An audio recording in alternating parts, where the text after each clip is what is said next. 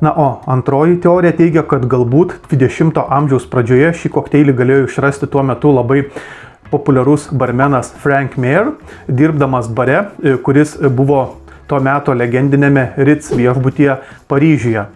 Nes kiek vėliau šio kokteilio receptas pasirodo būtent to barmeno išleistoje kokteilių receptų knygoje pavadinimu The Artistry of Mixing Drinks. Į kokteilinę pilame 60 ml London Dry Gino, 15 ml medaus sirupo bei 22,5 ml citrinų sulčių.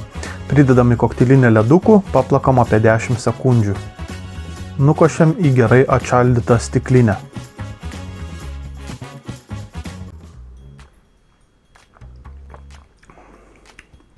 Bee's Knees, toks įdomus pavadinimas, ar ne? Tai į lietuvių kalbą tiesiogiai galėtume versti bitės keliai, bet iš tikrųjų tai čia yra toks slengas. Čia reikia keltis Jungtinės Amerikos valstijas, sausojo įstatymo laikotarpis. Tai būtent tame laikotarpyje tarp žmonių gatvėse buvo populiarūs įvairūs žodžiai, įvairūs tokie slengai. Na ir vienas jų būtent buvo Bee's Knees, kuris reiškia tokį kiečiausias, geriausias. Tai čia atitikmuo galėtų būti angliški žodžiai tokie kaip the best arba pavyzdžiui cool.